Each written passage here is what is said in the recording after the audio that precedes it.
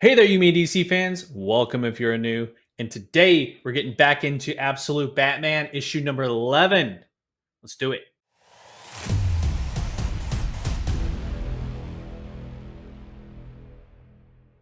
All right, guys. Last we left off from issue number 10, Batman had been operated on a bit and kind of changed a little bit.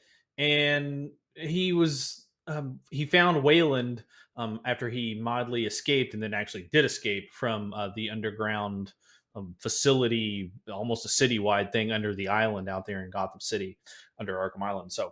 Uh, so next on Absolute Batman, issue number 11. So this issue starts with a page of thoughts from Alfred. And through this whole issue, we're going to get commentary from Alfred, kind of speaking to Batman. I don't know if it's in a note, or maybe he's talking to him on the phone, or just as a narration here. But in any event, Alfred's resenting the fact that he knew of Bane, knew of his strength, what he's capable of, and knew of his past and how he breaks Batman's back physically and figuratively, kind of. This issue, in fact, is a look at who Bane is and how he came to destroy Batman to be remade. Bane is now in the streets of Gotham and he is hunting Batman. Abomination Part 3 kicks off on the island of Santa Prisca, which is a fictional island in the Caribbean Sea known for political corruption, the famous prison Pina Duro, and birthplace of Bane, which we see Bane was born in the middle of a constant conflict. His father was a leader of the rebel forces, Celios Libres, whose flag shows the royal Quetzal on it. His father served in this, and his father before him. You get the picture here. It's a family event in military. They yearn for freedom and they fight for it. Kid Bane, we'll call him at this point, trips on some seeds in hopes of seeing the same vision his father spoke of, a vision of a Quetzal flying free, signaling the freedom fighters' victory. However, Kid Bane only sees a terrible bird, white and burning, with a black-like skull. Terrible trip for sure. After years of planning and training, the group takes the capital, holds it for 3 days, but on the fourth day, foreign troops roll in, as they always do in these things, get involved in there. They roll in, and the rebellion is crushed. The surviving members of the rebel leaders, or rebel people in general, are sentenced to that Peñaduro prison we talked about earlier, where they have to endure eating rats for food.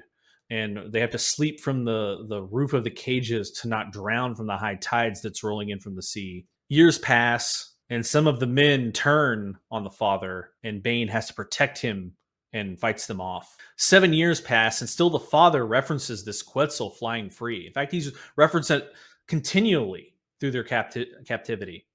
But Bane is only seeing his own bird when he closes his eyes, the one with white fire and a skull on its back. Next, we're back in Gotham present day.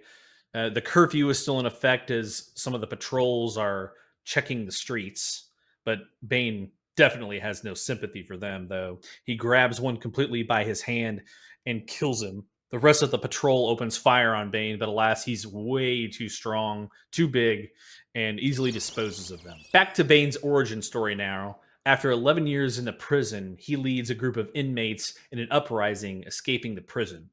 Using the same weapons that they stole from the guards, they secure the beach and the boats to be able to escape the island. So after getting in the boat, his father gives him a mask he made from the flag, telling him, "You are the Quetzal, my son. You are the bird of our vision, of peace. Today is the day." And Bane hides his tears behind the mask, putting it on. They embark across the bay. As they near the shore on the main island, expecting an army with tanks and troops and all types of firepower, but they only find a man in white who welcomes him home, calling Bane by his name. The man claims he has an offer for him, which the guy could be the Joker. The hat's white, but there's some purple around there, and it talks about the way he jokes with Bane. Either way, the conversation ends, and the guy leaves smiling. Coming back to his father, they embrace in a hug. Bane says, Do you see it? Do you see your dream of peace? I see it, he responds. I see it in you. Bane is not the peaceful man his father wanted, though. Bane continues his grip on his father and kills him by crushing his spine, cracking him in half. Wonder what the white man or Joker offered him. Maybe we'll find out later in this issue. Next, we see Bane's involvement in several assassinations of diplomats, journalists, or even other baddies like, pirates. Presumably doing the bidding of Joker here to manipulate the world's systems in some sort of game. We also get to see Bane's physical enhancements, let's say, with the venom injectors installed. Alfred goes on explaining the venom Bane uses is a mixture of acids, proteins, and other fun stuff, giving him total control over his muscles and cells, also making him extremely smart, able to know and remember whole libraries of books in his memory, kind of like a computer data store. He knows every weapon, every battle ever fought, every strategy. He could even be outside Batman's door right now, as we see Bane standing outside Batman's door. Bane has found him and he breaks the lock on the door and says, It's time, little one. "And let the fight commence." Batman comes bursting through the door as Bane utters, Hello. standing now in front of the abomination. Batman lets out a yell, almost a battle scream. Alfred again telling him to fight. He's on your turf now. Batman takes the first hit, presumably to let Bane gain some confidence and press his attack. Batman recovers standing, yelling at Bane some stereotypical superhero bullshit, waiting for Bane to walk just to the exact spot so Batman can spring his trap, which he does just that. The bat bombs go off, and there's an explosion engulfing him. However, the abomination still stands as his eyes peer through. Lunging forward, Bane connects with a vicious left hook, knocking Batman to the ground. Bleeding from the mouth, Batman says, "All you got?" Drawing him closer, of course. With his back turned, Batman grabs the bat symbol from his chest, which is also an axe, swings and hits Bane in the shoulder pretty good, but doesn't do enough. Bane grabs Batman by the arm, grabbing the axe from him. With a strong swing of the axe by Bane, he cuts his right arm off completely. Batman crawls away, leaving a trail of blood behind him. Bane then says, Open your eyes. Alfred explains Bane was forged in war and fire to become who he is, and then cuts the other one off and breaks the axe head from the hilt. Batman is now a blood monument to Bane's war and bloodlust. Bane, screaming, smashes Batman in the face. I said, open your eyes. Bane continues to smash the axe head into Batman's face multiple times until he's destroyed. You can see his eye kind of falling out of his skull there, but he's not dead. Next, we see Bane taking Batman to the same doctors who created his massive size and strength. While Alfred explains again, the man in white he's been chasing all those years, dressed as a clown, again pointing to the Joker here. Bane dumps the Batman's body, or almost lifeless body, in the operating room, and the surgeon says, "Prep him." We find out it's part of Bane's job to find these subjects, these people, these warriors that they can make into super warriors who might just be tough enough to withstand the venom and the procedures. These warriors end up working for the Joker. He mentions the KGB, who's originally a trained assassin from the Russian KGB.